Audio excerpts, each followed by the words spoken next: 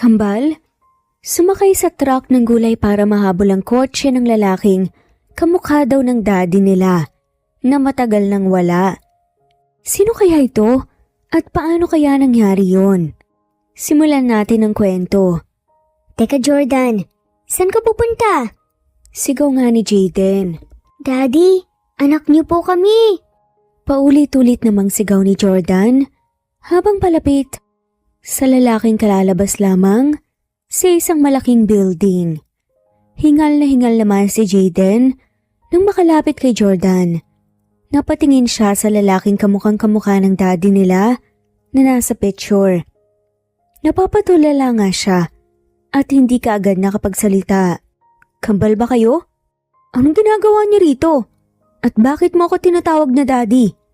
Pasensya na mga bata pero wala akong asawa kaya mas lalo namang wala akong mga anak. Kalmadong sabi pa nga ng lalaki. Kayo po ba si Eric Castillo? Kayo po ang daddy namin. Sabi ulit ni Jordan. Hindi ako magugulat kung kilala niyo ako. Dahil kilala naman talaga ang pangalan ko. Pasensya na mga bata Marami pa akong gagawin kaya kailangan ko ng malis. Naglakad naman si Eric at nilagpasan ng mga bata. Napahinto naman siya nang magsalita si Jaden. Ako po si Jaden Castillo at ang kapatid ko naman po ay si Jordan Castillo, anak po kami ni Yumi Castillo. Agad namang napalingon sa kanila si Eric nang marinig ang pangalang Yumi. Nilapitan niya kaagad ang mga bata. Sinabi niyo bang Yumi ang pangalan ng mommy niyo? Sigurado kayo? Nasaan siya? Kasama niyo ba? Sunod-sunod na tanong nga ni Eric. Mabilis namang umiling si Jordan. Sumakay lang po kami sa truck ng gulay at hindi po alam ni mommy kung nasan po kami ngayon. Sigurado kaming nag-aalala na po siya para sa amin ngayon. Pero baka hindi na sayang ang pagpunta namin dito. Kayo naman po talaga ang daddy namin, hindi ba? Ani pa nga ng isang bata. Inabot naman ni Jaden ang litratong nasa bulsa niya. Kinuha naman yun ni Eric. At talagang siya nga ang nasa picture. Naaalala niya ang picture na hawak niya, ang hiningi nga ni Yumi sa kanya noon para maitago lamang ito. Magandang araw sa lahat. Sabi nga nila maghanap ka at ito'y iyong mahanap. Ano nga ba ang kailangan gawin mo para mahanap mo ang hinahanap mo? Gaano ba kalawak ang daan na kailangang harapin para marating mo ang tamang daan na para sa'yo? Ako nga pala si Yumi at ito ang aking kwento. Tama na po, nasasaktan po ako. Daing nga ni Yumi matapos siyang hawakan ng mahigpit ng mother-in-law niya. Walang yaka? Wala ka nang magawang matinong trabaho nang babasag ka pa ng gamit dito sa bahay. Sigaw nga ni Carmen, ang ina nga ng asawa ni Yumi. Pasensya na po talaga tita, hindi ko naman po sinasadya Naiiyak nga na sabi ni Yumi. Hindi mom o dad ang tawag ni Yumi sa mga magulang ng asawa niya dahil ayaw nitong matawag niya na ganun pero ang alam ng asawa niya ay nahihiya pa nga siya na tawagin ang mga ito ng ganun. Hindi sinasadya? Ang sabihin mo lumalaki na yung ulo mo dahil palagi kang pinagbibigyan ng asawa mo. Galit na singhal nga ni Carmen. Tama na yan Carmen. Baka maabutan ka pa ng anak mo at kayo naman ang mag-away. Pag-aawat naman ni Francis na dad naman ng asawa ni Yumi. Kasalukuyan lang itong nagbabasa ng dyaryo habang nakaupo sa sofa sa sala. Subukan mo lang na magsumbong sa anak ko. Gagawin ko talaga ang lahat para maghiwalay kayo kahit nakasal pa kayo. May diin na sabi nga ni Carmen bago pa bagsak na binitawan nga si Yumi. Pinigilan naman ni Yumi ang sarili na maiyak. Tanging-tango na nga lamang ang ginawa niya at agad na tinungo nga ang kusina saka doon nag-iiyak. Habang umiiyak ay nagsimula na nga rin siyang kumilos para maghanda ng hapunan nila. Dumating naman ang nag-iisa nilang kasambahay na si Mercy para tulungan siya sa kusina. May katandaan na nga rin ito. Bakit hindi mo nalang sabihin kay Eric ang nangyayari sa iyo, Yumi? Sigurado ka ba talaga na magtitiis ka na lang? Sa pangalipusta ng mga magulang niya sa iyo? Biglang tanong nga ni Mercy. Naiintindihan ko po ang pagiging concerned nyo, Manang Mercy. Salamat po pero hayaan nyo na lang po ako sa mga desisyon ko. Hindi pa naman malala ang ginagawa nila sa akin. May pilit naman, nangiting sabi ni Yumi. Napabuntong hininga naman si Mercy. Kung yan ang gusto mo, hindi na ako nangingialam. Pero kung kailangan mo ng malalapitan, nandito lang ako. Ani pa nga niya.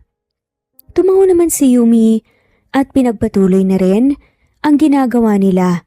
Hanggang sa sumapit na nga rin ang gabi at sabay-sabay na nga silang kumain maliban kay Mercy na huli pang kakain. Kamusta ang araw mo sa opisina? Baka may maitulong ako sa'yo. Sabihan mo lang ako mahal. May ngiting sabi naman ni Yumi na parang wala nga siyang sariling problema. Kasalukuyan silang kumakain ng hapunan, kasabay ang asawa niyang si Eric at ang mga magulang nito. Ayos lang ako mahal. Kahit anong pagod ko sa trabaho, nawawala rin naman yun pag-uwi ko sa tuwing sinasalubong mo ko. May ngiti rin na sabi naman ni Eric.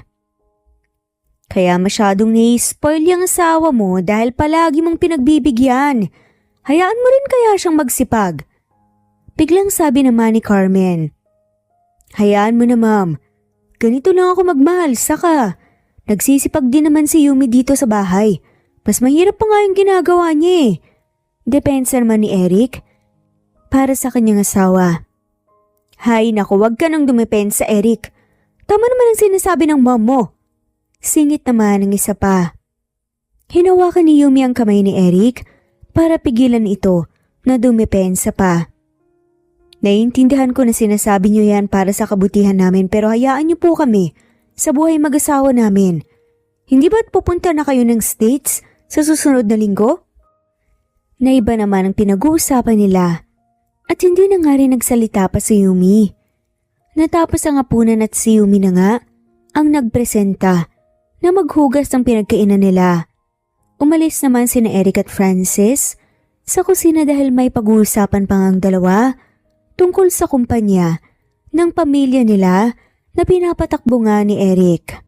Gusto ko ang pagiging masunurin mong asawa kay Eric pero huwag mo namang lubos-lubusin ang kabaitan ng anak ko. Kumilos ka rin ng tama. At kahit na nakatapos ka sa kolehiyo, hindi pa rin talaga yun sapat para mawala ang kilos probinsyana mo. Ganyan ka ba talaga pinalaki ng mga magulang mo? Biglang tanong ni Carmen.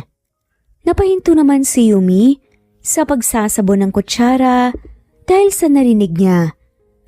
Pinalaki po ako ng maayos ng magulang ko. Kaya wag niyo silang idamay sa galit at inis niyo sa akin. Kahit wala naman akong ginagawa sa inyo. May diin naman na sabi ni Yumi. Tumawa lang naman ang sarcastic si Carmen. Hay, ibang klase ka talagang babae ka. Sa tingin mo talaga ay porket mahal na mahal ka ng anak ko ay pwede ka nang magmalaki? Matuto ka namang lumugar kung ayaw mong mas magkasira tayo. Ani pa nga nito sa katumayo na nga mula sa pagkakaupo at lumabas sa kusina. Masakit man sa puso niya at kahit galit din siya ay pinigilan naman ni Yumi ang sarili at kumalma na lang. Wala rin namang patutunguhan kung papatulan niya ito. Magtitiis na nga lamang siya ng ilang araw dahil alis din naman ang mga to papuntang States. Kinabukasan, 3 araw ako mawawala pero tatawagan pa rin kita. Pasensya ka na mahal. Gusto talaga kitang isama sana sa event na dadaluhan ko pero hindi ko napilit ang organizer. Babawi na lang ako pag uwi ko, okay?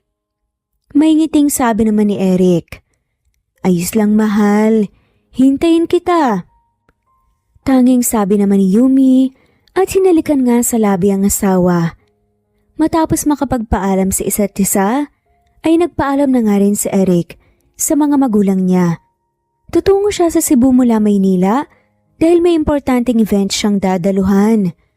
Unang beses naman itong mapapalayo sila sa isa't isa ni Yumi pero titiisin pa rin nila yun. Pareho dahil nakasalalay naman ito doon ang kinabukasan nila.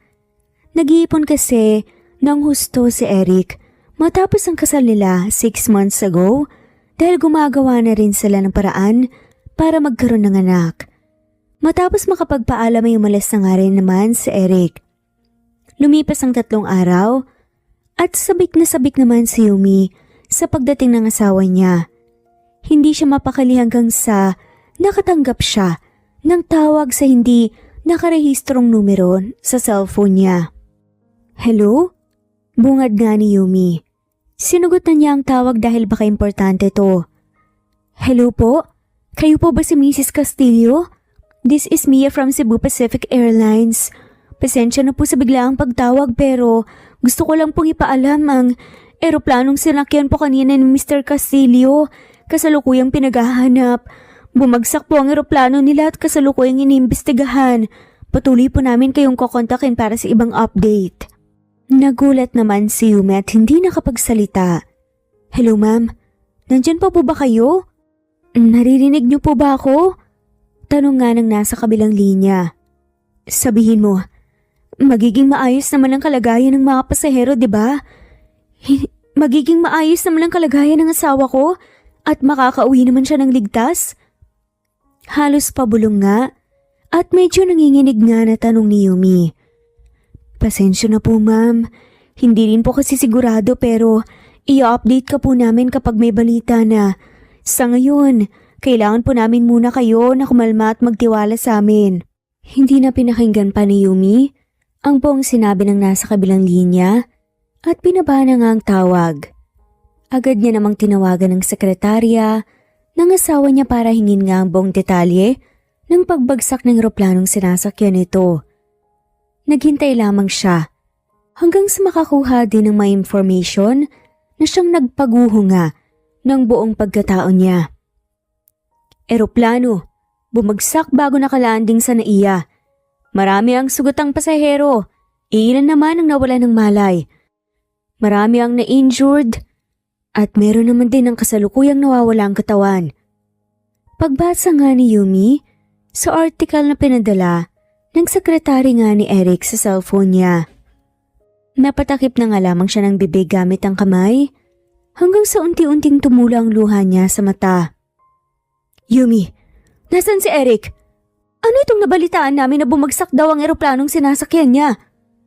Sigaw ni Carmen habang papasok sa bahay ni Eric kasama si Francis. Hindi sila nakatira sa iisang bahay dahil bumukod nga sina Yumi at Eric pero madalas sila rito kapag wala silang trabaho o ginagawa. Hindi ko po alam tita, hindi ko po sigurado. Kakatawag lang ng airlines sa akin, puntahan po natin si Eric, gusto ko siyang makita ng maayos at ligtas. Umiiyak nga na sabi ni Yumi. Ano? Naririnig mo ba ang sarili mo ha? At ano naman ang magagawa mo? Maisasalba mo ba ang buhay ko kapag may nangyari sa kanya? Sigaw pa nga ni Carmen at lumapit pa kay Yumi. Kasalanan mo talaga ang lahat ng to. Kung hindi ka dumating sa buhay ng anak ko, hindi sana napuno ng kamalasan ang buhay niya. Malas ka! Dagdag niya at pinagsasampal pa nga si Yumi.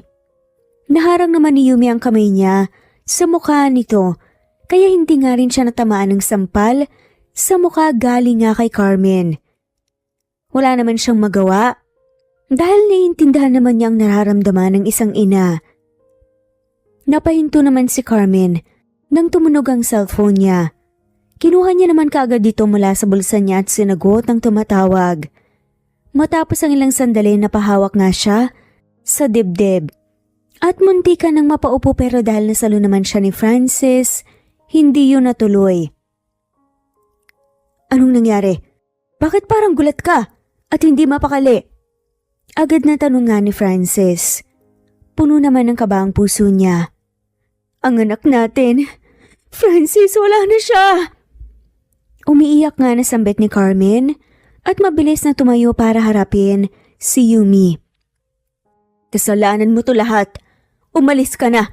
Lumayas ka sa pamamahay na to. Kamalasan lang ang dinala mo sa buhay ng anak ko. Huwag na huwag ka nang magpapakita sa amin. Sigaw nga ni Carmen. Mas lalo namang umiyak si Yumi. Umiling-iling siya. Hindi po ako alis, tita. Asawa ako ni Eric kaya may karapatan ako na manatili. Gusto ko siyang makita. Ani nga nito. Mabilis naman siyang sinabunutan ni Carmen sa buhok. Ang kapal na mukha mo? Wala na nga anak ko. Ang taas pa ng tingin mo sa sarili mo. Sa tingin mo? Ay may makukuha ka sa kanya kahit na piso? Lumayas ka! Sigaw niya at hinila nga si Yumi palabas ng bahay at ng gate. Tita please, huwag naman ganito. Mas uunahin pa ba natin ang pag-aaway kaysa sa pagpunta sa kung saan si Eric? Huwag na huwag mong babanggitin ang anak ko. Tinatabi na kita bilang asawa ni Eric at huwag ka nang magpapakita pa. Kung hindi, ay mas may kahihinatan pa ang ginawa ko ngayon sa'yo. Tinignan naman ni Yumi si Francis at nagbabakasakali na baka tulungan nga siya pero umiwas lamang ito ng tingin. Kaya nawalan din siya ng pag-asa. Please tita, pag-usapan muna natin to. May pagmamakaawang sabi ni Yumi. Umalis ka na. Huwag ka nang babalik dito. Sigaw ulit ni Carmen at dali-daling ang sinara ang gate ng bahay. Kahit ilang ulit pa nga na sumigaw sa pagmamakaawa si Yumi, hindi na nga siya pinagbuksan pa ng mga to. Humihikbi naman siya na naglakad palabas ng bahay. Hindi niya alam kung saan na nga siya pupunta dahil wala nang natira pa sa kanya.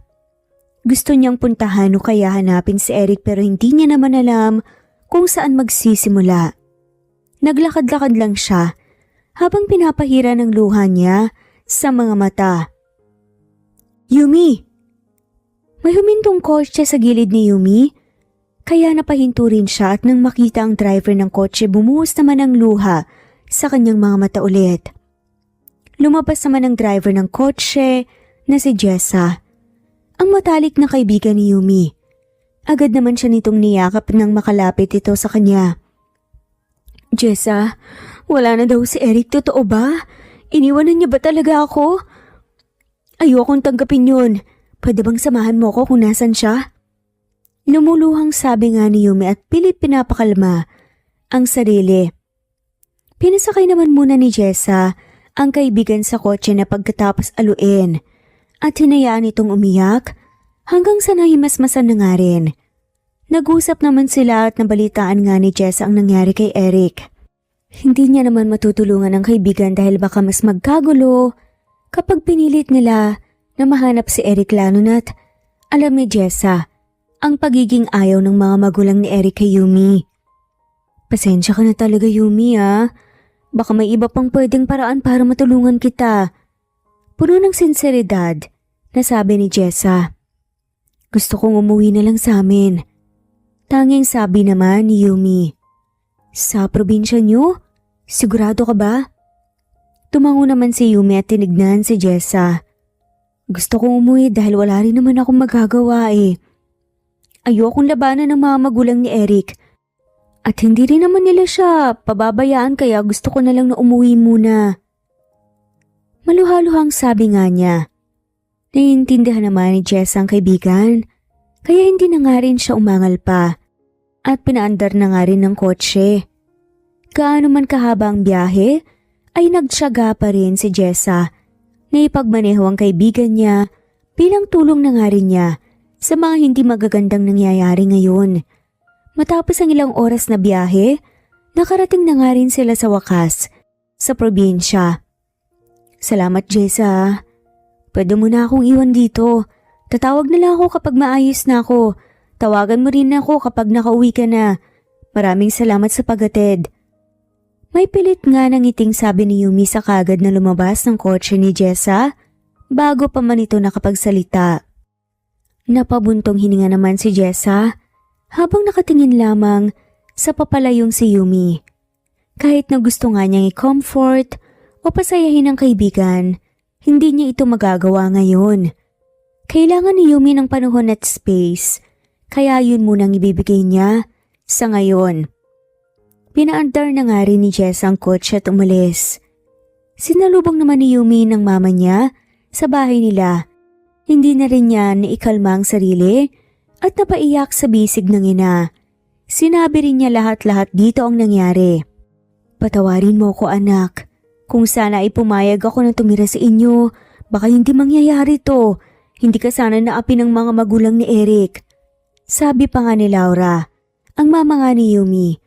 Wala nang papa ni Yumi dahil maaga itong nawala sa atake sa puso nung 15 taong gulang pa lamang siya. Ayos lang mama, ang mahalaga po nakauwi na po ako sa inyo ngayon. Sabi naman ni Yumi. Babalik ka pa ba doon? Napailing nga si Yumi. Hindi ko pa po alam mama pero babalik po ako dahil kay Eric. Tumango naman si Laura at niyakap lang ng mahigpit ang anak. Matapos ang yakapan ay nag-usap din sila.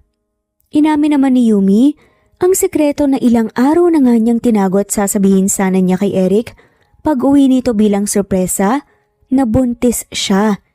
Pero hindi na nga niya ito masasabi pa sa asawa dahil sa pagkawala nito. Sa araw na yon ay puno ng hinagpis at pagkabahala ang puso at isipan ni Yumi. Pero pinilit pa rin niya na ibangon ang sarili, lalo na't kailangan niyang maging matatag at matutong lumaban dahil may bagong buhay siyang iluluwal sa mundo na dapat niyang ingatan at punuin ng pagmamahal. Mabilis na lumipas ang buwan hanggang sa naging 6 na taon na nga. Bili na po kayo ng preskong gulay! Sigaw nga ni Jaden, ang panganay sa kambal na anak ni Yumi. Bili na po kayo, murang-mura lang! Sigaw naman ni Jordan na siyang bunso sa dalawa. Naku, ang cute nyo namang mga bata. Sige, pabili ako ng 1 kilo ng kamatis sa kakalahating kilo ng ampalaya. Natutuwang sabi ng isa pa sa mga mamimili. Mommy, may bibili daw! Sigaw ulit ni Jaden. Dali-dali namang inasikaso ni Yumi ang bumibili. Marami pang namili sa mga tindang gulay ni Yumi sa palengke. Sa bawat customer na bumibili ay palagi siyang nakakatanggap ng magagandang komplemento patungkol sa mga anak niya. Samantala habang inaayos ang mga paninda, nakita ni Yumi ang mga anak na may tinitignan na litrato na hawak ng isa sa kanila. Litrato yun ni Eric at alam ng mga to na ito ang daddy nila. Nakuha ni Yumi ang mga gamit niya noon sa bahay ni Eric dahil sa tulong na nga rin ni Mercy kaya may litrato nga siya ni Eric. Mommy, pwede po ba kaming makipaglaro sa mga kaibigan namin doon sa unahan? Biglang tanong nga ni Jordan. O sige, pero wag kayong lalayo ah. Jaden, mag-ingat kayo ng kapatid mo. Sabi naman ni Yumi. Mabilis naman na tumango si Jaden at sabay na nga silang naglakad ng kapatid. Papunta nga sila sa dulo ng palengke kung saan may mga batang naglalaro. Nakisali na nga rin sila sa mga to. Kuya, tignan mo, hindi ba kamukha yun ni Daddy? Panga ni Jordan, sabay kalabit sa kambal niya. Mamaya na Jordan, naglalaro pa ako baka kamukha lang niya. Sabi ni Mommy wala na si Daddy, diba? Sabi naman ni Jaden na nakafocus lamang ang atensyon sa nilalaro nilang sticker. Tignan mo na kasi, bahala ka dyan, pupuntahan ko siya. Agad na sabi nga ni Jordan, saka mabilis na tumakbo. Nagulat naman si Jaden at wala ring pagdadalawang isip na sinundan ng kapatid dahil baka mapano nga ito. Mabilis tumakbo si Jordan pero nasundan din naman ito ni Jaden. Kamukha niya hindi ba kuya? Lalapitan ba natin siya at tatanungin?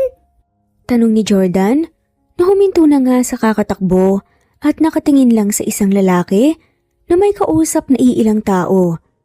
Kinuha naman ni Jaden ang litrato sa bulsa niya at nagpalipat-lipat ang tingin sa lalaking nasa unahan nga at sa litrato. Nakisilip naman si Jordan sa litrato. Kamukha niya diba? Wala namang sinabi si Mommy na may kakambal din si Daddy. Paano kung buhay pa talaga siya, kuya? Tanong nga ni Jordan. Sabihan muna natin kay Mommy, Jordan. Kailangan niya munang malaman bago tayo kumilos. Pagagalitan tayo nun pag nagkataon. Sabi naman ni Jaden. Nakita naman nila na pumasok na nga sa kotse ang lalaking kamukha ng daddy nila. Agad na tumakbo nga si Jordan. Palapit sa kotse pero umandar na nga ito. Nakita ni Jordan ang isang truck na puno ng gulay. Agad naman siyang tumungo sa likuran nito para sasakay na nga sana nang pigilan siya ng kapatid. Huy, Ano ginagawa mo dyan, Jordan? Bumaba ka na bago pa umandar yung truck. Ayoko kuya, gusto ko makita si daddy at makilala eh. Sabi ng driver kanina susundan daw nila si daddy dahil binili niya yung mga gulay na to. Sumama na lang kaya tayo. Tsaka sumama ka kung gusto mo rin makita si daddy, bahala ka. Hindi naman makapaniwala si Jayden sa katigasan ng ulo ng kapatid. Agad naman siyang umakyat sa truck para sana hilayin ng pababa si Jordan. Nang bigla naman itong umandar. Napaupo sila ng maayos. Wala masyadong tao sa paligid at walang nakakita sa dalawa na pumasok sa truck ng gulay kaya nung umandar ito ay walang alam na may mga bata na karga. Sinubukan naman ni Jayden na sumigaw pero hindi naman sila narinig ng driver. Sa unahan dahil maingay ang makina ng truck at nagpapatugtog ang driver. Sigurado kung magagalit si mami sa atin, mag-aalala siya at hanapin tayo. Sabi pa nga ni Jayden. Sorry kuya, hayaan mo kapag nakauwi tayo akuin ko lahat. Wala ka namang kasalanan talaga eh. Pinigilan mo nga ako, pinilit lang kita. Sabi naman ni Jordan. Napabuntong hininga naman si Jayden. Ayos lang. Ang mahalaga muna ngayon ay kung paano tayo makakabalik. Matapos ang ilang oras ng biyahe, nakatulog naman ang kambal. Huminto rin ang truck, dahilan para magising sila. Teka, may mga bata sa truck ko? Sino kayo? Paano kayo napunta dyan? Saan kayo galing? Sunod-sunod at gulat nga na tanong ng driver nang tignan ang likuran ng truck niya para sana inspeksyonin ang mga gulay niya sa loob. Galing po kami sa palengke kanina. Gusto lang po namin na makita ang daddy namin na kinausap nyo kanina at sinabi nyo po na susundan nyo po. Kinakabahan at mangiyak-ngiyak na sagot naman ni Jordan. Pasensya na po manong, kanina pa kami sumisigaw para makahingi ng tulong dahil gusto po naming bumaba. Pero hindi nyo po kami narinig eh, kaya naghintay na lang po kami hanggang ngayon. Maayos naman na paliwanag ni Jayden. Kung ganun sige, wag na lang kayong maging makulit kung gusto nyong makauwi pa. Hindi ba't kayo ang kambal na anak ni Yumi? Sabay naman na tumango ang kambal. Kilala kasi si Yumi dahil sa pagiging mabait niya sa lahat at dahil din sa pagkakaroon niya ng nakakawiling kambal na anak. Pwede niyo po ba kaming dalhin po dun sa lalaking kausap niyo kanina? Yung gwapo po sa kamatangkad at saka mukhang mayaman. Sabi pa nga ulit ni Jordan. Napakunot noo si Manong. Sigurado ba kayo sa sinasabi niyo? Ako ang kawawa kapag napahamak ko kayo. Ang mabuti pa ay dyan na lang muna kayo sa loob. Huwag kayong malikot kung ayaw niyong maligaw dito sa syudad. Tumango naman ang kambal at wala na ring nagawa pa kundi ang sumunod. Nagpakilala naman sa kanila ang manong driver ng truck na si Julio. Umandar naman ulit ang truck. Tignan mo kuya oh, bukod sa malalaking gusali, ay ang lalaki din ng mga mukhang nakasabit sa mga gusali. Namamanghang sabi ni Jordan nang matanaw ang labas ng truck kung saan makikita ang nagtataasang mga buildings at billboards. Matapos ang ilang minuto, huminto naman ang truck. Nagsimula namang magbawas ng mga gulay si Julio sa truck niya. Nandito na tayo sa kumpanya ng lalaking kausap ko kanina. Sinabi sa akin ng guard na nasa loob daw siya kaya hindi ako sigurado kung makakausap o makikita niyo siya. Dahil pagkatapos nito, ibabalik ko na kayo sa probinsya. Sabi ni Julio sa kambal. Wala namang nagsalita sa dalawa hanggang sa nakuha nga ni Julio lahat ng gulay sa truck niya. Hindi naman napigilan ni Jayden ang kapatid. Nang bumaba ito, bigla sa truck na agad din naman niyang sinundan. Teka Jordan, saan ka pupunta? Sigaw nga ni Jayden. Daddy, anak niyo po kami! Habang palapit sa lalaking kakalabas lamang sa isang malaking building. Hingal na hingal naman si Jayden nang makalapit kay Jordan. Napatingin siya sa lalaking kamukhang kamukha ng daddy nila na nasa picture. Napatulala siya at hindi agad nakapagsalita. Kambal ba kayo? Anong ginagawa niyo rito? At bakit mo ako tinatawag na daddy? Pasensya na mga bata pero wala akong asawa kaya mas lalo namang wala akong anak. Kalmadong sabi ng lalaki. Kayo po ba si Eric Castillo? Kayo po ang daddy namin. Pangungulit-ulit na sabi ni Jordan. Napakunot-no ang lalaki. Hindi ako magugulat kung kilala niyo ako dahil kilala naman talaga ang pangalan ko. Pasensya na talaga mga bata, marami akong gagawin kaya kailangan ko na umalis. Marami nang nagtangka na magpakilala ng anak sa akin.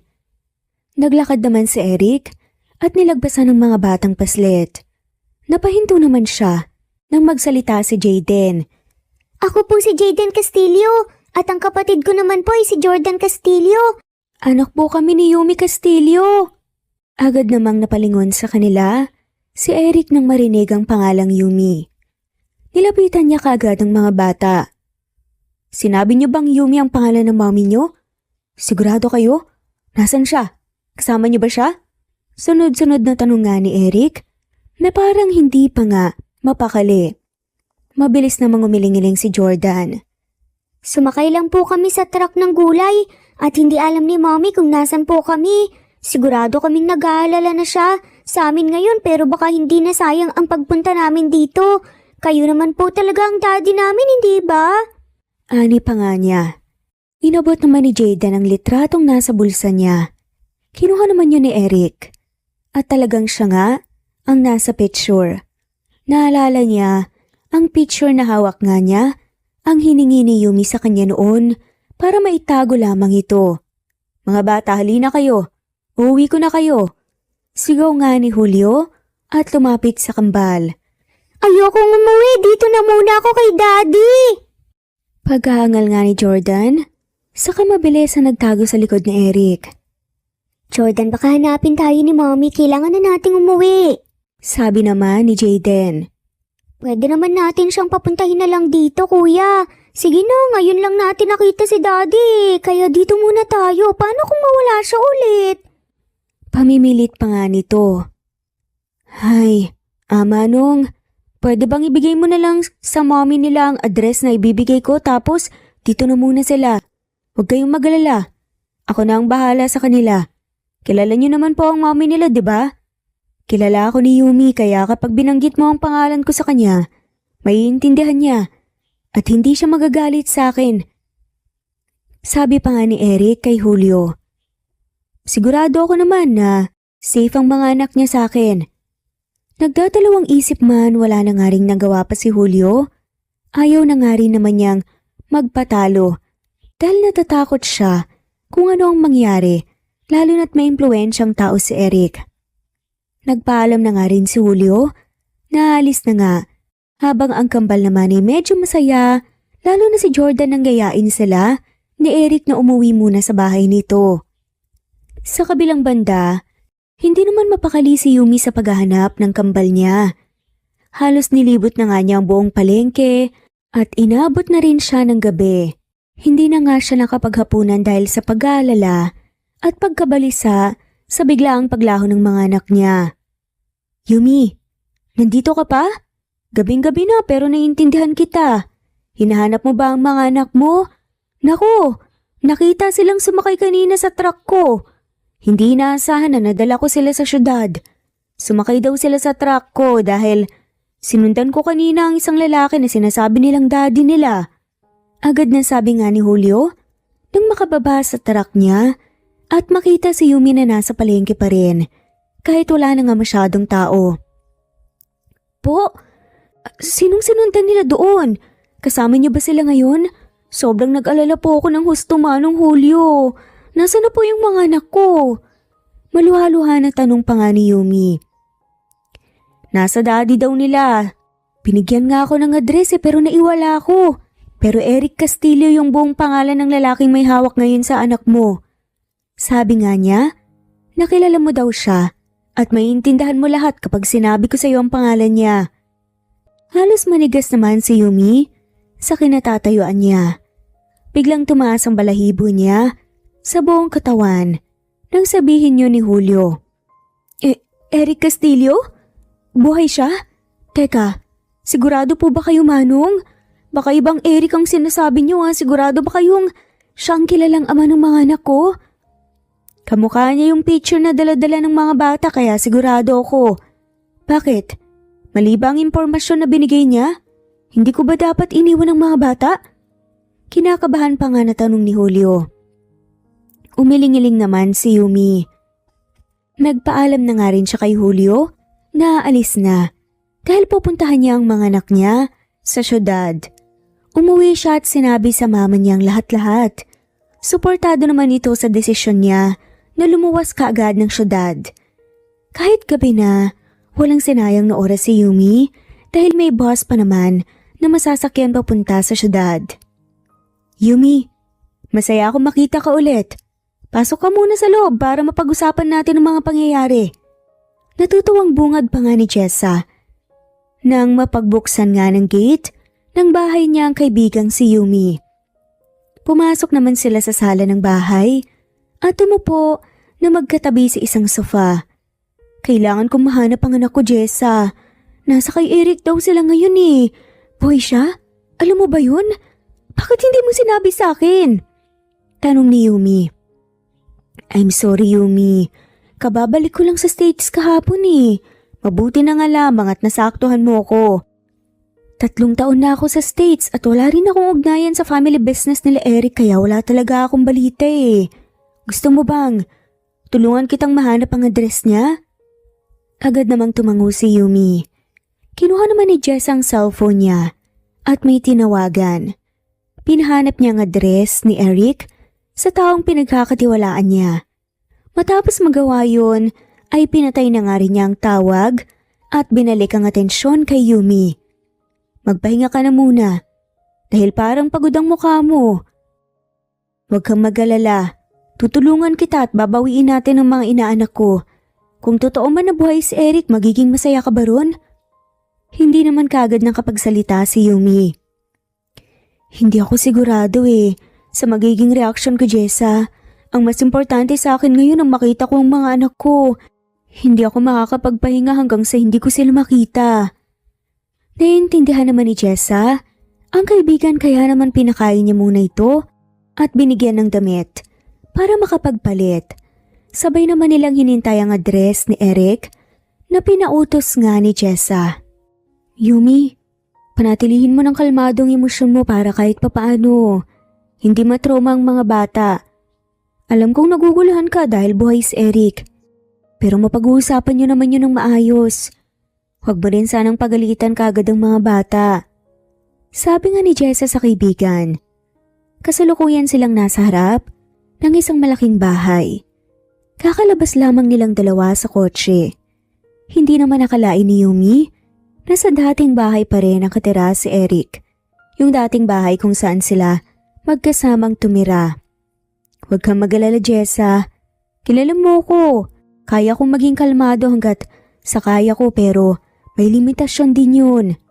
Sabi naman ni Yumi. Pinindot niya ang doorbell sa gate ng bahay at gaya ng inaasahan niya ay pinagbuksan sila ng gate ni Mercy. Yumi? Diyos ko, mabuti at nandito ka na, matagal kitang hinahanap at kinontak. Lumipat kayo at nag-iba ka rin ng numero kaya marami akong hindi na ibalita sa'yo. Gulat at may halong pagkasabik na sabi ni Mercy. Buhay si Eric? Yun po ba ang sasabihin niyo? Halos pabulong naman na tanong ni Yumi. Natigilan naman si Mercy at dahan-dahan din na tumango bilang sagot sa tanong niya. Naguguluhan po ako sa mga nangyayari at talagang kailangan ko ng sagot saka paliwanag pero sabihin niyo, nandito ba ang mga anak ko? Hindi ko kakayanin kung wala sila dito. Kinakabahan si Yumi dahil halos 2 araw na nga rin niyang hindi nakikita ang mga anak. Sobrang nag-aalala na nga siya sa mga to. Nandito nga sila, pumasok kayo at nasa loob na rin si Eric. Hindi naman nagdalawang isip pa si Yumi at dali-dali nang pumasok sa loob ng bahay. Nadatna naman niya ang mga anak sa sala kung saan naglalaro kasama si Eric. Bumuhos naman ang luha niya sa mga mata at dali-daling tinawag ang mga anak sa kanilapitan. Jordan? Jaden?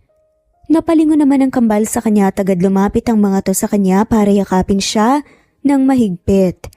Tuluyan ng bumuhos ang luha ni Yumi dahil sa wakas ay gumaan na din ang puso niya nang makitang ayos lang ang mga anak nila. Mommy, sorry po, hindi ko na po ulitin. Sorry po kung matigas po ang ulo ko, ako po ang may kasalanan. Napilitan lang po si Kuya Jaden na sumama para bantayan po ako dahil ayoko po munang umuwi. Ako po talaga yung makulit. Umiiyak nga na paliwanag ni Jordan.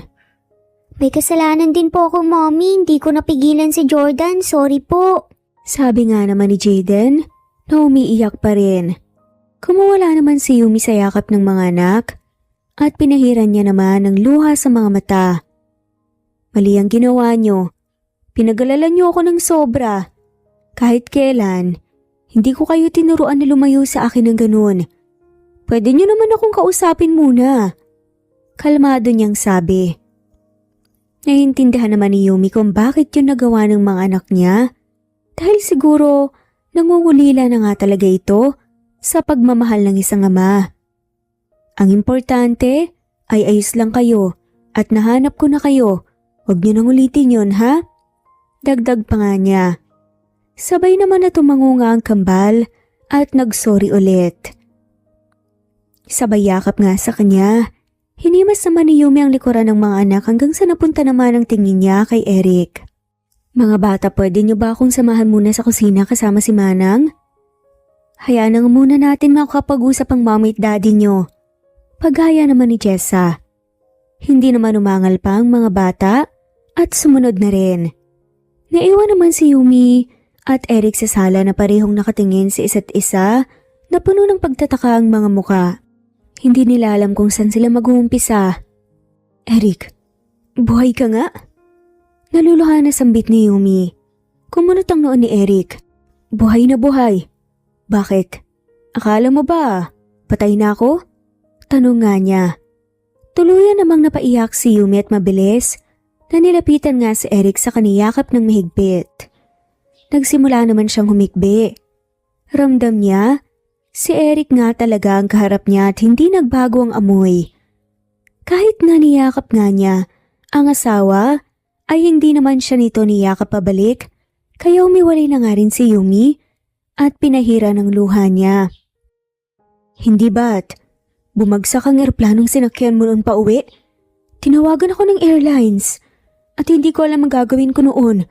Gusto kitang makita at hanapin pero pinalayas ako ng mga magulang mo dahil wala ka na raw. Wala naman akong nagawa, kundi ang umuwi. At hindi ko nasabi sa kanila na buntis ako dahil ayaw nila ako makita. Paliwanag ni Yumi ng diretsahan. Napailing nga lamang ang lalaki. Nawala ako, pero hindi ako patay, Yumi. Nalayo lang ako sa eroplanong bumagsak. Hinanap ko ang daan pabalik dahil nangako ko na babalikan ka. Pero nang makasurvive ako, sinabi nila mom sa akin na umalis ka raw dahil ayaw mo na sa akin. Hindi mo na ako mahal. May binigay pa nga silang pictures mo noon na may kasama at kausap na lalaki. Puno ng pagtataka naman na sabi ni Eric. Ano? Bakit ko naman gagawin yun? Mahal kita, Eric. Kaya hindi pwedeng mangyari yun. Saka kilala mo naman ako, di ba? Marami akong pinagdaanan sa kamay ng mga magulang mo pero tiniis ko yun. Hindi kita kayang iwan dahil mahal kita. Hinanap mo man lang ba ako? Sinubukan ko, pero lumipat ka na raw sa ibang probinsya, kaya tumigil doon ako at nagpatuloy na lamang sa buhay. Sobrang nasaktan ako at hindi ko tanggap pero kailangan ko pa rin na magpatuloy. Mas napaiyak naman si Yumi sa mga narinig niya. Naitakip niya ang kamay sa mukha dahil sa mga nangyayari. Pakiramdam niya, pareho silang piniikot ng mga magulang ni Eric. Wala naman siyang kasalanan sa mga ito, pero bakit kailangan siyang parusahan ng mga to ng ganun? Kukunin ko na ang mga bata. Naiintindihan ko ang paliwanag mo. Kasal pa rin tayo kahit papaano kaya kung gusto mo. Ayos lang sa akin na makipag-divorce ka. Umiiyak na sabi ni Yumi. Saka pinahiran nga ang kanyang mga luha. Hindi na nga niya alam kung anong kanyang i-react. Hindi naman nakatiis si Eric na lapitan niya si Yumi at niyakap. Kumalma ka muna. Pag-usapan natin to ng maayos. Bulong niya. Matapos ang ilang sandali ay kumalma na nga rin naman si Yumi. Umupo muna sila sa mga sofa at mahinahong nag-usap tungkol sa nangyari 6 years ago. So sinasabi mo na nagsinungaling ang mga magulang ko sa ating dalawa? Hindi ako naniniwala sa iyo, Yumi. Hindi lang ako makapaniwala na baka kayang gawin yun ng mga magulang ko mismo kung totoo man ang sinira nila ang buhay ko kung ganun. Totoo ang sinasabi ni Yumi dahil saksi ako roon. Biglang sabat naman ni Mercy na may dalang merienda at inilapag ito ng dahan-dahan sa mesa. Pasensya na. Ayoko mangialam. Pero mas ayoko namang makitang hindi mo pinapaniwalaan si Yumi, lalo na't may mga anak pala kayo at napakarami na niyang pinagdaanan. Matagal akong hindi nagsalita dahil binantaan din ako ng mga magulang mo. Naawa ako kay Yumi, pero mas naawa naman ako sa iyo dahil sariling magulang mo ang nagpalayo sa iyo, sa pamilya mo. Dagdag nga ni Mercy. Hindi makapaniwala si Eric sa pag-amin ni Mercy. Pinagkakatiwalaan niya ito dahil matagal na nga itong naging kasambahay niya. Kung ganun, hayaan mo magpa-DNA test kami ng mga bata. Kapag positibong resulta, dito lang sila sa pamamahay ko kasama ka. Hindi tayo magdi-divorce at susubukan nating buuin ulit ang pamilya natin. Patungkol naman sa mga magulang ko, hayaan mo na ako ang kumausap sa kanila. Sisiguraduhin ko na hindi na ulit mangyayari ang nangyari noon. Seryosong sabi ni Eric. Hindi naman nagsalita si Yumi. Hindi siya kontra at hindi rin siya gaano sang-ayon sa sinabi ni Eric. Hindi siya kontra sa pagpapa-DNA test nito sa mga bata at sa kagustuhan nitong buuin ulit ang pamilya nila, pero nagdadalawang isip naman siya dahil baka maulit na naman ang nangyari noon. Bibigyan mo ba ako ng pahintulot na lumaban kapag kailangan? Ayokong manatili kung sa huli ay mga magulang mo pa rin ang paniniwalaan mo lalo't marami nang pwedeng mangyari. Pipiliin ko kayo. Tanging sabi na nga lamang ni Eric. Tumango naman si Yumi. Nag-usap pa nga sila hanggang sa magkasundo na nga sa ilang bagay lalo na patungkol sa mga anak nila. Magpahinga ka na lang muna dahil halatang pagod na pagod ka. Ako nang bahala muna sa mga bata. Hindi na nakipagtalo si Yumi doon.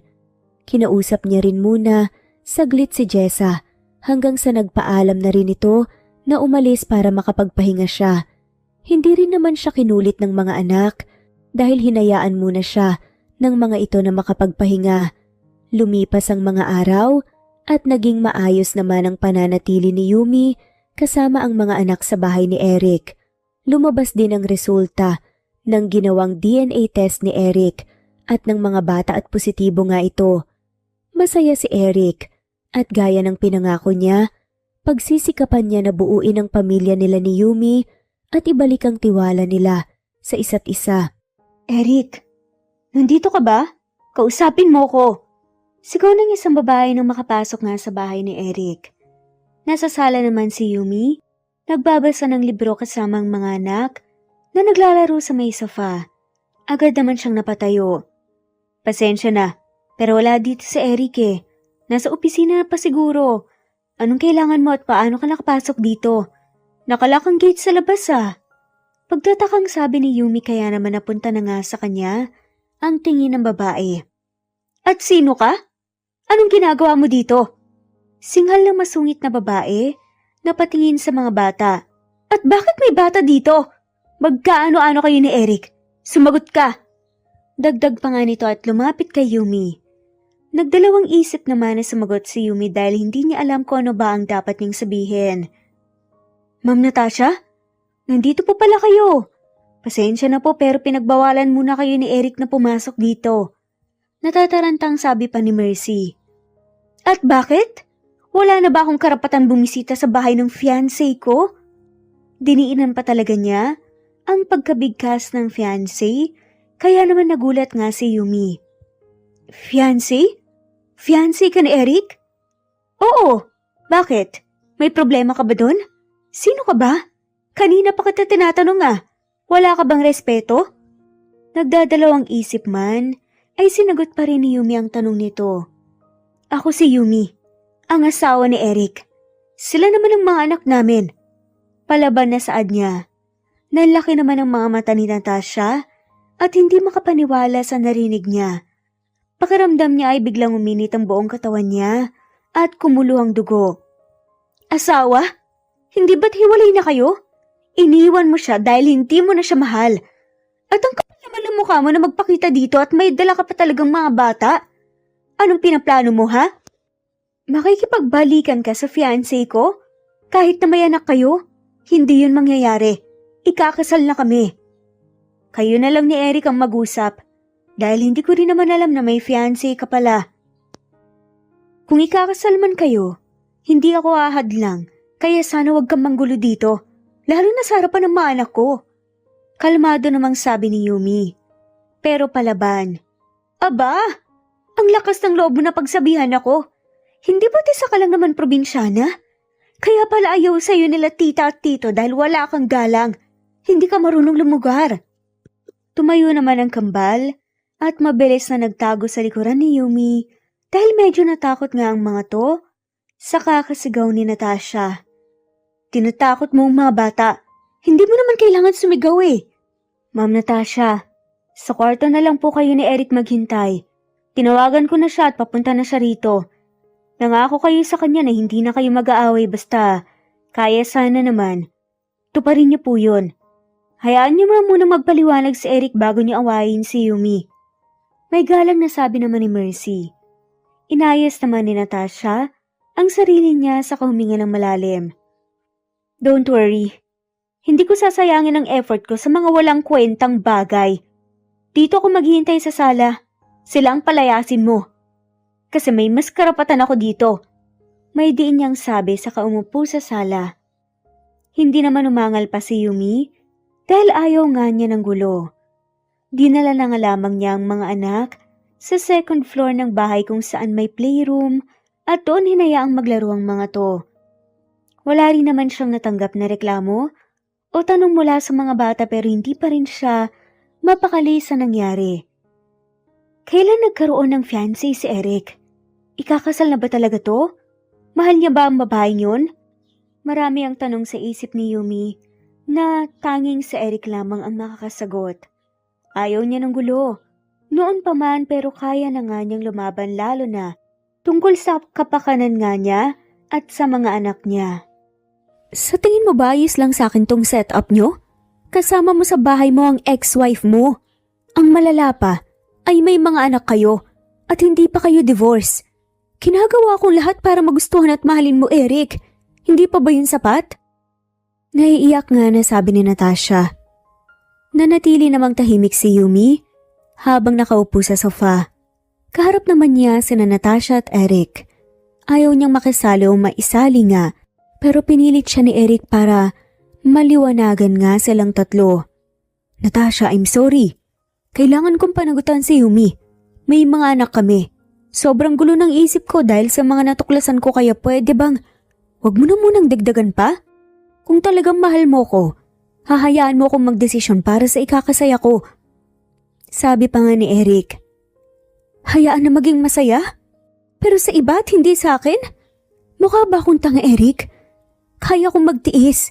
Sige, ayusin natin to at susubukan kong intindihin ang setup niyo basta wag mo lang ako hiwalayan o iabanto na. Kung anak ang gusto mo, kaya kong isakripisyo ang katawan ko at bigyan ka ng mga anak. Umiiyak nga na sabi pa ni Natasha. Pakiramdam ni Yumi, nanonood siya ng live na teleserye. Sa loob-loob niya ay may parte sa kanya na nasasaktan sa mga nangyayari dahil kailanman ay hindi nawala ang pagmamahal niya kay Eric. Mahal niya pa rin ito hanggang ngayon. Pero kung ano man ang desisyon nito ay rerespetuhin niya kahit anong mangyari. Kung pananagutan mo lang ako dahil sa mga bata, ayoko ng ganun, Eric. Kung si Natasha ang mahal mo, ayos lang naman sa akin yun. Hindi naman kita tatanggalan ng responsibilidad at karapatan sa mga anak natin. Singit pa nga ni Yumi sa pag-uusap ng dalawa. If that's the case, then tatanggapin ko na may mga anak ka sa kanya. Mag-divorce lang kayo at magpakasal tayo. Ayos lang sa akin lahat. Hindi rin kita pagbabawalan na makita o makasamang mga anak mo. Sabi naman ng desperada na si Natasha. Don't tell me. Mahal mo pa ang asawa mo? Pasigaw na sabi niya. Napahilamos naman siya sa mukha gamit ang mga kamay dahil sa frustration. No, this can't be happening. Kailangan mo tong pag-isipan ng husto, Eric. Hindi ako papayag na magbalikan kayo. Paano na lang yung mga plano natin? Mga investment ko sa kumpanya mo, magagalit ng husto si na tita at tito, itatakwil ka nila. Dagdag pang ang pananakot ni Natasha. Kaya ko silang harapin, Natasha. At kahit wala ang investment ko, kaya kong palaguin ang kumpanya ko. Seryosong sabi naman ni Eric. Tumayo naman si Natasha, sabay sabing, hindi nga ako papayag. Matutuloy ang kasal natin kahit anong mangyari. Singhal pa niya sabay tingin kay Yumi. Wag na wag kang tututol dahil sisiguraduhin ko na sisirain ko ang buhay mo. Pati buhay ng mga anak mo. Anya sabay lakad nga palabas ng bahay ni Eric. Hindi naman nakapagsalita si Yumi. Medyo nagulat siya sa pagbabanta nga ni Natasha. I'm sorry, Yumi. Sinama kita sa usapan dahil gusto ko sanang ipaliwanag kay Natasha ang lahat. Gusto ko rin na makahingi siya ng tawad sa'yo, pero mukhang kabaliktaran ang nangyari. Paghingi ng paumanhin ni Eric. Gumiti naman ng tipid si Yumi. Naiintindihan ko, Eric. Tanging sabi na nga lamang niya. Katahimikan naman ang namayani sa pagitan nila. Wala nang magsalita pa. Pinasag naman yun ni Yumi nang magtanong siya. Tungkol sa sinabi ni Natasha kanina. May feelings ka pa sa akin? Hindi naman agad nakasagot si Eric. Tinignan niya ng seryoso si Yumi na nakatingin din sa kanya. Mahal pa rin kita, Yumi. Masyado lang akong naguguluhan ngayon dahil sa mga nalaman ko. Hindi naman nawala ang pagmamahal ko sa iyo pero unti-unti lang itong naglalaho dahil natatabunan ito ng galit. Sa tuwing naiisip ko na iniwan mo ko dahil sawa ka na sa akin. Hindi ka rin nagpahanap sa akin noon. Kaya nabuo ang galit sa puso ko. Huwag kang mag-alala. Unti-unti na naman iyong mawawala. Lalo na ngayon, alam ko na ang side mo.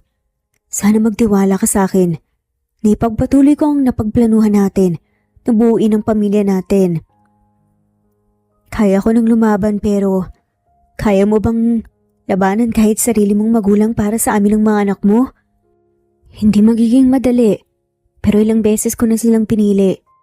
Binigulang nila ako, kaya gusto kong panindigan na ang pagpili ko sa inyo ano man ang mangyari. Walang anak na gustong labanan ng mga magulang kaya gagawin ko pa rin ang makakaya ko para maging maayos ang kahihinat na ng lahat. At gaya nga ng sinabi ko, pipiliin ko kayo ano man ang mangyari. Nakaramdam naman ng paggaan nga ng puso nga si Yumi. Sa tingin mo, kung hindi ako sumuko noon at lumaban sana, magpapatuloy pa rin kaya ang pagsasama natin? Biglang tanong niya. Nangyari na ang nangyari. Huwag na nating ungkatin pa yon. Ang mahalaga ngayon makabawi ako sa inyo ng mga anak natin. Wala namang may gusto nito. May ngiting sabi pa nga ni Eric. Tumango na nga lamang si Yumi at nginitian din si Eric pabalik. Lumipas pa ang mga araw. Kinausap na nga rin ni Eric ang mga magulang niya at umamin din ang mga to, kaya naman nagalit siya ng husto. Tinaboy na nga rin niya si Natasha na hindi pa rin tumitigil sa panggugulo. Nasasaktan naman si Yumi dahil sa nakikita niyang pagsubok na hinaharap ni Eric. Hindi niya alam kung paano ito ko-comfort dahil baka mas palalain pa lang niya ang sitwasyon. Kayo na po muna ang bahala sa mga bata. Babalik din po ako kaagad. May ngiting sabi nga ni Yumi kay Mercy. Nagpaalam din siya sa mga anak niya na dadalhin niya ang lunch ni Eric sa opisina nito bilang sorpresa. Pagdating sa kumpanya, binati naman siya ng mga empleyado na dating nakakakilala sa kanya. Masaya siyang makita na nanatili nga ito sa kumpanya ni Eric. Sinamahan din siya ng sekretarya ni Eric papunta sa office nito. Nang marating nila ang opisina ni Eric, umalis din naman ito. Dinalhan kita ng pagkain. Tanghalian, pinagluto ko kasi ang mga bata at nagluto na rin ako ng mga pagkain gusto mo. May ngiting sabi nga ni Yumi nang makalapit sa table ni Eric. Salamat. Pakilagay mo na lang doon sa mesa at kakainin ko yon ngayon. May tinatapos pa akong presentation. May ngiti nga namang sabi ni Eric. Presentation? Proposal ba? Baka makatulong ako. Pinakita ni Eric sa kanyang ginawa nga nito at binigyan ng kaunting paliwanag tungkol sa nagawa nitong report. Nagbigay naman ng iilang suggestions si Yumi at namangha si Eric dahil tugma at tamang mga suwestyong binibigay niya. Kung gusto mo, pwede akong tumulong sa'yo dito. Pwede naman akong sa bahay lang para kahit papaano. May itulong din ako sa'yo. Malapit na rin na mag-aral ang mga bata, kaya kailangan ko na rin ng ibang pagkakaabalahan pa. Suwestyon pa nga ni Yumi. Kung hindi naman magiging abala sa'yo, handa kitang tanggapin at i-train. Pero naniniwala ako na kakayanin mo to. Matalino ka. Napangiti si Yumi. Talaga? E di simulan na natin kaagad. Magsasalita pa nga sana si Eric nang bigla namang bumukas ang pinto sa opisina niya. Pumasok naman sa loob ang mom niya na galit ang muka. Kasunod naman ito ang dad niya. So totoo nga ang sinasabi ni Natasha. Bumalik kang babae ka. Ang kapal na mukha mo? Singhal ni Carmen. Mom, Dad, anong ginagawa niyo rito? Kung nandito lang kayo para awayin si Yumi, umalis na lang kayo. Seryosong sabi ni Eric. Ano? Mas pipiliin mo pa ba ang babaeng yan? Na iniwan ka sa ere nung nangangailangan ka? Kaysa sa amin ng mga magulang mo at siyang nagluwal sa'yo dito sa mundo. Eric, pag-isipan mo ang isasagot mo sa mom mo. May diin namang sabi ni Francis. Kaya kong piliin ang pamilya ko kaysa sa inyo, Mom, Dad. Nagpapasalamat ako sa mga ginawa niyo sa akin. Kaya ako napunta sa kinatatayuan ko ngayon. Pero hindi niyo ako masisisi kung pipiliin ko ang mag-ina ko dahil minsan niyo na akong pinagsinungalingan. Akala niyo ba? Hindi ako nasaktan doon? Mabuti na lang at hindi rin kami natuloy sa pagpapakasal ni Natasha. Depensa naman ni Eric. Bakit po bang laki ng galit niyo sa akin? Dahil probinsyana lang ba ako? Masyado po talaga kayong allergic sa isang probinsyana? Kaya kong umasenso na wala ang tulong ni Eric dahil matalino ako. Pero mas pinili ko pa rin na magpakatanga at magpaapi sa inyo noon dahil mahal ko si Eric. Ngayon, hindi na ako gaya ng dati. Lalo na't may mga anak na kami ni Eric na kailangan ko ring ipaglaban. Singit pa nga ni Yumi. Huwag kang sasabat dito dahil hindi ka kasali sa usapan namin. Galit na sambit ni Carmen. Huwag niyong sigawan ang asawa ko. Umalis na kayo, Mom. Kung hindi niyo matanggap si Yumi, wala nang saysay pa ang pag-uusap natin to. Kahit itakwil niyo pa ako, wala na akong pakialam. May diin pa nga na sabi ni Eric. Hindi naman makapaniwala si Carmen sa pagsigaw ng anak niya sa kanya. Pakiramdam niya ay sumikip bigla ang puso niya. Naiinitan siya at namamanhid ang tuhod niya. Hindi inaasahan ay natumba naman siya at nasalo ni Francis. Tinawagan naman ni Eric ang sekretarya niya na umakyat para tulungan ng dad niya na madala ang mom niya sa ospital. Hindi siya sumama dahil baka mas lumala pa nga ang nangyari sa mom niya kapag nakita siya nito. Sigurado ka ba na hindi mo pupuntahan ng mom mo? Naiintindihan ko na galit ka sa kanya pero mom mo pa rin siya. Sabi nga ni Yumi. Hindi ka ba galit sa kanya? Pabalik na tanong naman ni Eric. Siyempre galit. Pero ano naman ang magagawa ko, diba? Ayos lang naman sa akin kung hindi niya ako pansinin basta mag-uusap pa rin kayo. Sagot naman ni Yumi. Pag-iisipan ko ang sinabi mo. Tara na, uwi na lang tayo, sa bahay na lang tayo kumain ng sabay. Pagyaya nga ni Eric. Hindi na umangal pa si Yumi at sinunod na nga lamang ang gusto ni Eric. Bumaba sila sa ground floor at nadatna naman nila si Natasha doon. Hinanda naman ni Yumi ang sarili dahil baka awayin na naman siya nito malamang. Hindi ako nandito para manggulo. Gusto ko lang sanang makausap si Eric. Kalmadong sabi ni Natasha habang nakatingin kay Yumi. Sige. Wala namang problema sa akin kung payag naman si Eric. Sabi naman ni Yumi, saka tumingin kay Eric na nakatingin din sa kanya. May dala kang kotse? Hindi ba? Mauna ka na lang na umuwi. Magkita na lang tayo sa bahay. Don't worry, huli na to. May ngiting sabi naman ni Eric sa kanya. Saka hinalikan siya sa noo. Tanging tango na nga lamang ang ginawa ni Yumi. Saka naglakad pa rin palabas ng building. Tinungo nga niya ang parking lot at sumakay sa kotseng dala niya. Napagmamay-ari naman ni Eric sa umuwi na. Ano ang gusto mong pag-usapan? Tanong ni Eric habang nagmamaneho ng kotse niya. Nasa front seat naman si Natasha. Papunta sila sa bahay nito dahil ihahatid niya ito. Sirang-sira na ang pangalan ko. Marami ang nanchismis sa akin dahil pumatol ako at na-engage sa taong may asawa na. Kailangan mong linisin ang pangalan ko. Magagawa mo lang yun kung pakakasalan mo ko. Seryoso pero kalmadong saad ni Natasha. Kaya kitang tulungan na malinis ang pangalan mo. Pero hindi na sa pamamagitan ng pagpapakasal sa'yo. Nag-usap na tayo tungkol sa bagay na yan, Natasha. Buo na ang desisyon ko. Napipiliin ko ang pamilya ko. At pananatilihin ng buo dahil mahal ko sila. Mahal ko pa rin si Yumi. Kilala mo ako, Eric. Hindi ako basta-basta umaatras. Kung kailangan kong sirain ang buhay ng babae yun, gagawin ko. Subukan mo. At makikita mo ang hinahanap mo. Kailanman ay hindi kita minahalo na gustuhan, Natasha. Dahil na rin yun sa mga pag-uugali na pinapakita mo sa akin. Masyado mong ini-spoil ang sarili mo sa mga bagay na hindi naman palaging nakukuha mo. No, hindi ako papayag.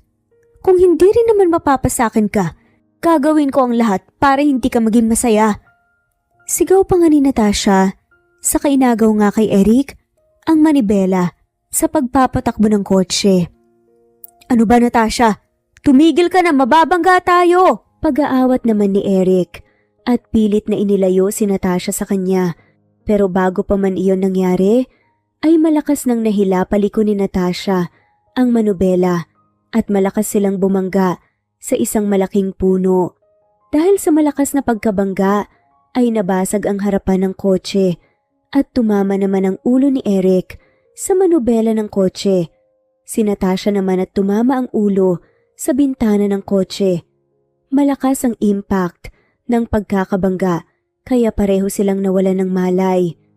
May mga tao naman sa paligid na nakakita at tumawag ng ambulansya kaya nadala rin sila sa pinakamalapit na hospital.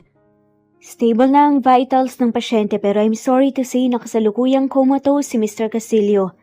We have to wait kung kailan siya gigising. Mas mabuti kung manatili kayo sa tabi niya at kwentuhan siya ng kahit anong bagay na pwedeng makapagbigay sa kanya ng lakas na gumising. Pagbabalita nga ng doktor.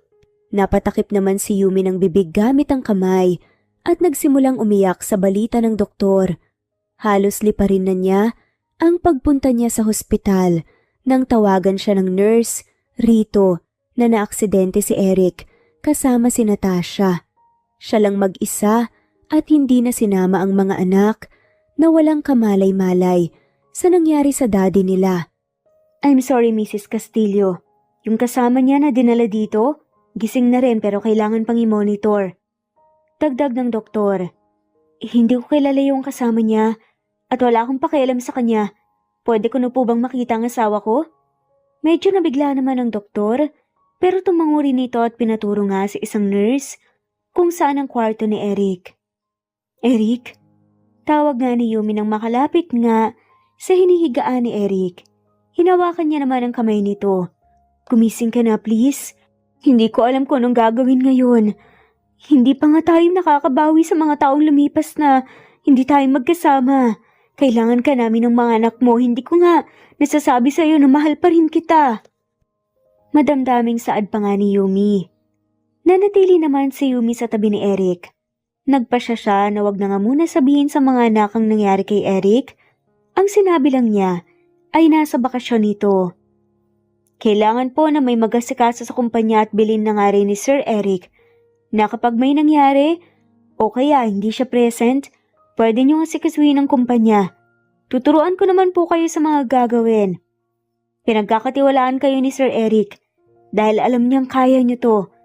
Nasa last will and testament na rin niya ang mga anak niyo ang magmamana ng kumpanya. Paliwanag ni Dante na siyang sekretary ni Eric kay Yumi. Napatingin naman si Yumi sa unahan kung nasaan nakahiga si Eric, sa hospital bed nito. Pinuntahan siya ni Dante sa hospital para kausapin. Wala kasing namumuno ngayon sa opisina ni Eric. Sige, kung yan pala ang bilin ni Eric, gagawin ko. Sabihin mo lang kung ano ang mga gagawin at susubukan kong intindihin at gawin ang makakaya ko. Sabi naman ni Yumi. Gusto niyang mapanatiling maayos ang lahat at matulungan si Eric sa anumang bagay na kaya niya. Kahit na nanghihina at nawawalan ng pag-asa, ay kailangan niya pa ring hilain paangat ang sarili para makapagpatuloy. Nag-usap nga sila ni Dante tungkol sa kumpanya. Naiintindihan naman ni Yumi ang mga paliwanag nito. Hindi naman siya palaging tatambay sa kumpanya. Pupunta lang siya doon kapag may importanteng meetings. Alam naman ng mga empleyado ni Eric ang nangyaring aksidente, kaya gagawa ang mga ito ng paraan na hindi mahirapan si Yumi. Lumipas ang araw, nagsimula namang asikasuhin ni Yumi ang kumpanya ni Eric. Nalaman naman ito ng mga magulang ni Eric, lalo na ang nangyaring aksidente, kaya naman sumugod agad ang mga ito sa hospital. Wala kang balak na sabihin sa amin ang nangyari sa anak namin? Anong klaseng tao ka? Baka sinadya mo to para mahut-hutan ang anak namin. Singhal pa nga ni Carmen. Ginagawa akong lahat ng paraan para makatulong sa anak nyo. Inaalagaan ko po siya ng maayos. At kahit na ipalam ko sa inyo ang nangyari, may magagawa ba kayo? Kailanman wala akong masamang binabala kay Eric. Si Natasha ang kasama niya nung naaksidente siya, kaya wag niyo akong sisihin. May diin nga at palabanan sa ni Yumi. Aba, ang lakas na ng loob mo na sagot-sagutin ako. Hindi ka pa rin nagbabago. Wala ka pa ring respeto. Sigaw ulit ni Carmen at tinaas nga ang kamay niya.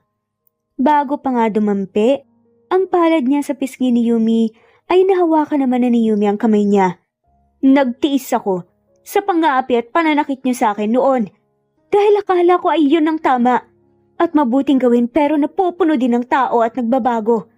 Kung nandito lang kayo para awayin ako at hindi para dalawin ang anak niyo, mas mabuti na umalis na lamang kayo at sisiguraduhin ko na hindi niyo madadalaw si Eric sa ospital. Ang kapal naman ng mukha mong sabihin yan? Mas may karapatan kami dahil kami ang mga magulang ni Eric. Singhal naman ang mga magulang niya. Pabagsak namang binitawan ni Yumi ang kamay ni Carmen. Mas may karapatan ako dahil asawa niya ako at kasal kami. Ipaglalaban ko si Eric kahit na magkamatayan pa. Bago pa nga makapagsalita ulit si Carmen, bigla namang bumukas ang pinto ng kwarto. Nagulat naman si Yumi nang pumasok na ang kambal niyang mga anak at mabilis na lumapit sa kanya. Anong ginagawa niyo rito? Paano kayo napunta dito? Sinong kasama niyo? Sunod-sunod na tanong pa nga ni Yumi. Si Manang Mercy po, Mommy. Nasa labas siya. Bibili daw po ng foods. Huwag niyo pong pagalitan si Manang Mercy, Mommy. Kami po talagang nagpumilit sa kanya na puntahan kayo. Umiiyak kami dahil hinahanap namin kayo ni Daddy. Magkasunod na saad nga nila Jayden at Jordan. I'm sorry mga anak. Ang totoo niya na aksidente kasi ang daddy niyo at hindi pa siya gumigising. Pasensya na kung hindi ko nasabi sa inyo. Ayoko nang masaktan at malungkot pa kayo. Emosyonal na sabi pa nga ni Yumi. Tinignan naman ng kambal ang kinaroroonan ng daddy nila at lumapit doon. Hinayaan naman sila ni Yumi, binalik nga ni Yumi ang atensyon sa mga magulang ni Eric. Kung gusto niyong manggulo, huwag dito at huwag sa harap ng mga anak ko. Sa ibang araw niyo na lang ibuntong ang galit niyo sa akin. Mamili lang kayo. Umalis dito at huwag ipahiya ang mga sarili niyo sa harap ng mga apo niyo o manatili para samahin sila at bisitahin ang anak niyo. Seryosong sabi pa nga ni Yumi. Nagkatinginan naman ang mag-asawa sa isa't isa. Hindi sila nagsalita at seryoso lang mabinalik ang tingin kay Yumi. Tinawag naman ni Yumi ang mga anak at pinakilala ang mga ito sa mga magulang ni Eric. Masaya namang makilala ng kambal ang lolo at lola nila. Noon pa iniisip ni Yumi na baka may chance na magbago ang mga magulang ni Eric kapag nakilala nito ang mga anak nila at mukhang hindi siya nagkakamali sa bagay na yon.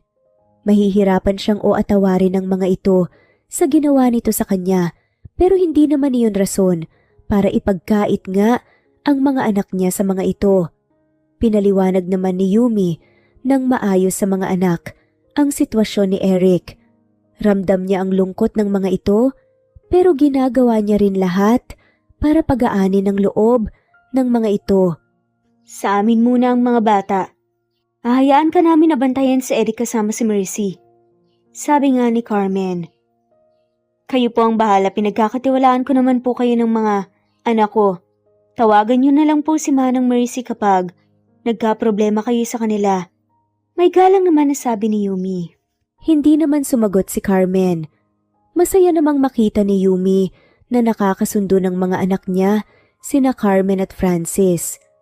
Wala rin naman siyang angal sa kagustuhan ng mga ito na alagaan pansamantala ang mga bata. Pumayag din naman ang kambal na sumama sa lolo at lola nila nang sabihin ni Yumi na kailangan ng pahinga ni Eric at hindi dapat ito maistorbo.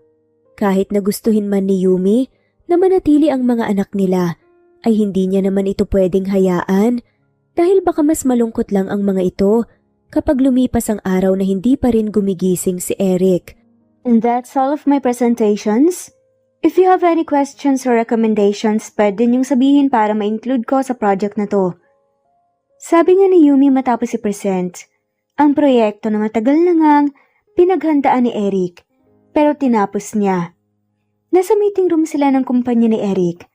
Kaharap niya ang mga board of directors ng kumpanya. So far, wala naman kaming naiisip pero if ever meron, sasabihin na lang namin sa sekretary mo. Ipapadala na lang din namin ang mga papeles na napirmahan namin kapag ayos ng lahat. Sabi ng isa sa mga board members. Nagpasalamat naman si Yumi at natapos din ang meeting. Binati naman siya ng lahat dahil sa magandang presentation na pinakita niya. Pagkatapos ng meeting, ay dumiretso naman si Yumi sa hospital kung nasaan si Eric. Tatawagan na lang siya ni Dante kapag may problema o importanteng gagawin sa kumpanya. Pagdating sa hospital ay nadatnan naman ni Yumi si Natasha na dahan-dahang naglalakad papunta sa kwarto ni Eric kaya mabilis niya itong hinarangan bago ito makarating sa may pinto. Nakasuot pa ito ng hospital gown at mukhang nagpapagaling pa. Ano sa tingin mo ang ginagawa mo? Kunot noong tanong ni Yumi. Gusto kong makita si Eric. Sagot naman ni Natasha. Para saan pa? Para pahirapan mo na naman? Wala pa siyang malay dahil sa nangyari sa aksidente. Gusto ko tang sisihin ng gusto at gantihan sa ginawa mo dahil sa pagkapabaya mo. Pinipigilan ko lang ang sarili ko dahil kapag ginantihan kita, mas masahol pa ako sa'yo. Hindi ka pa ba kontento sa ginawa mong pagbangga ng sasakyan niyo habang maayos na nagmamaneho si Eric? Kanon ka ba talaga kasakin para hayaan siyang mawala kaysa pakawala ng naging masaya sa iba? Ang tigas ng ulo mo. May diing sabi nga ni Yumi.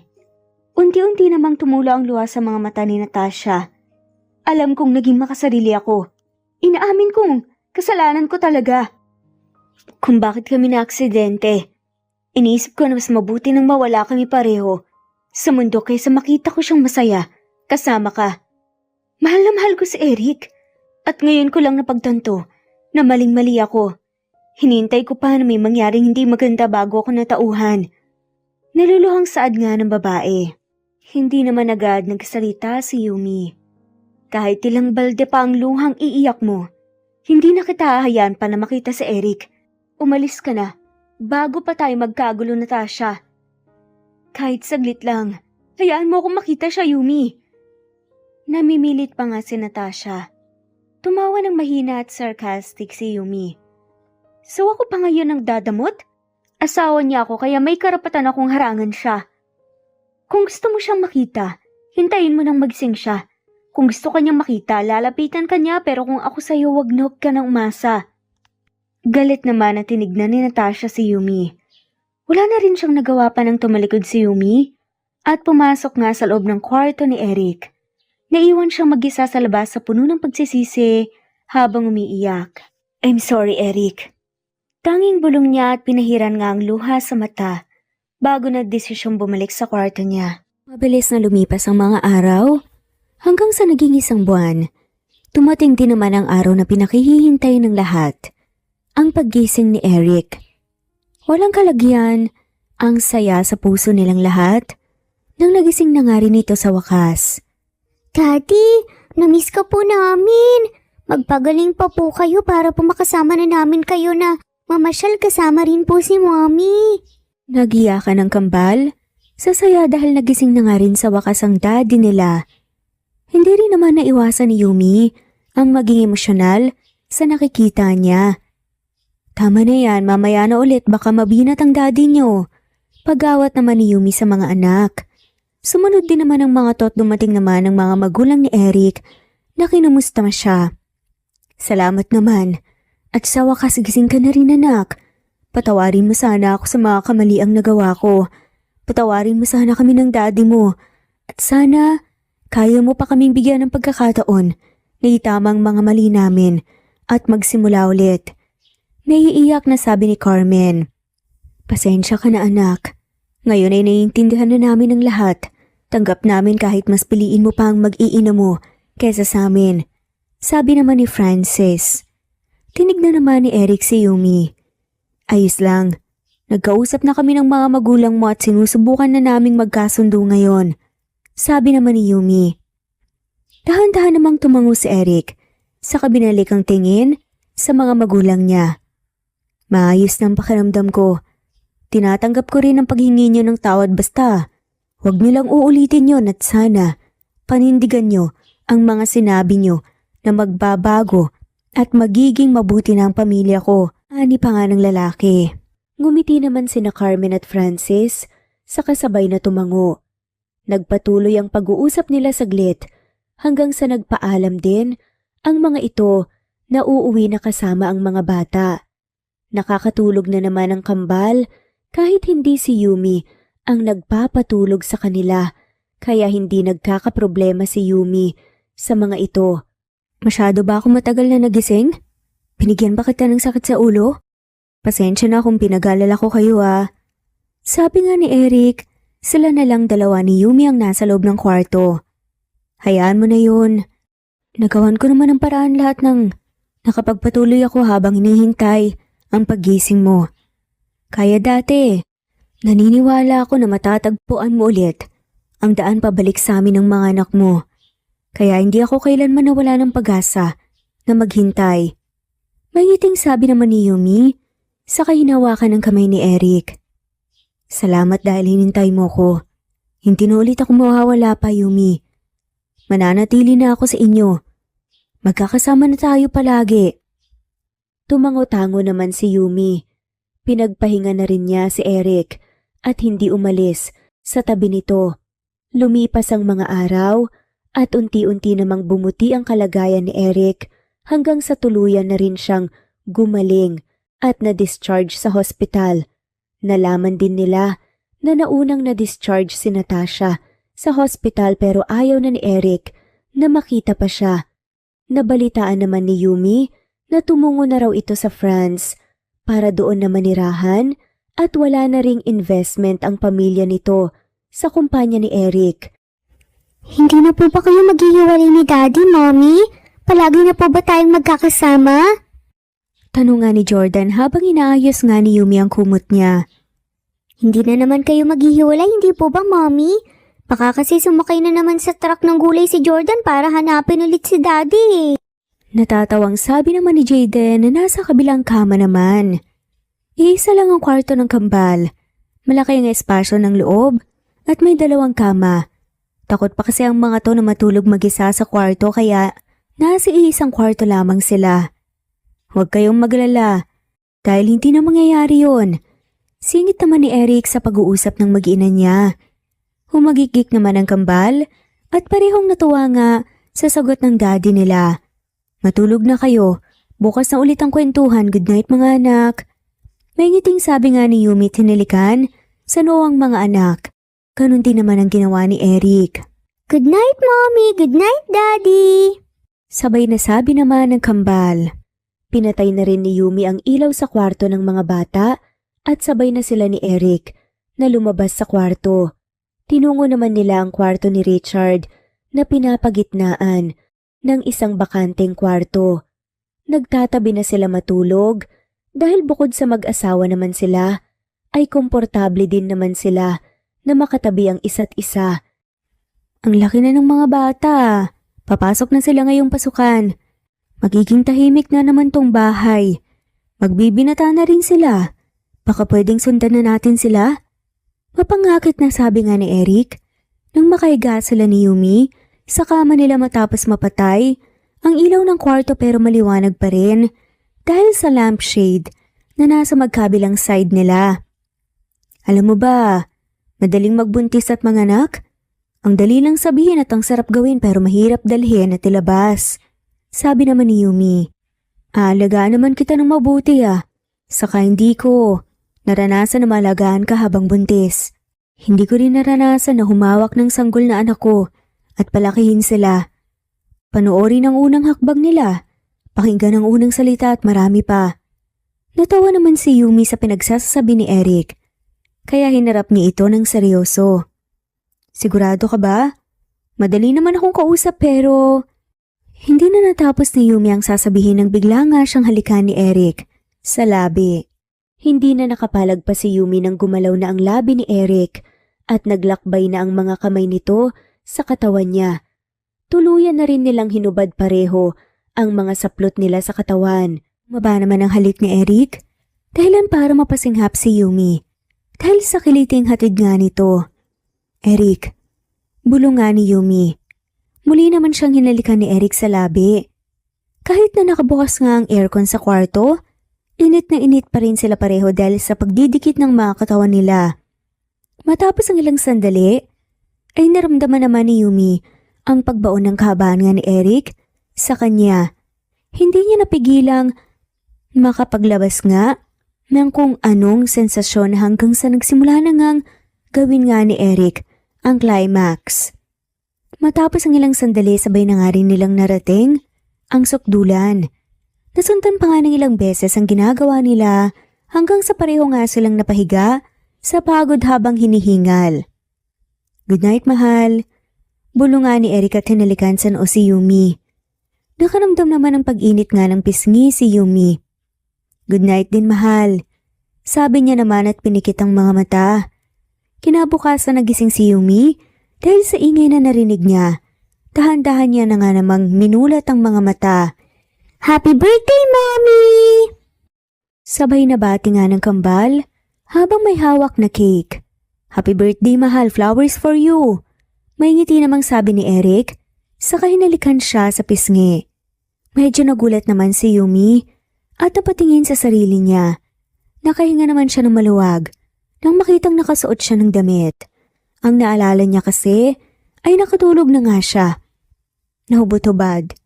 Thank you mga anak. Thank you mahal. May malaking ngiti naman na pagpapasalamat ni Yumi. Blow your candles, Mommy! Make a wish muna, Mommy! Excited na magkasunod na saad naman ng kambal na sina Jordan at Jaden. Tumango na nga lamang si Yumi sa kay pinikit ang mga mata. Huminga siya ng malalim bago taimtim na nag-wish.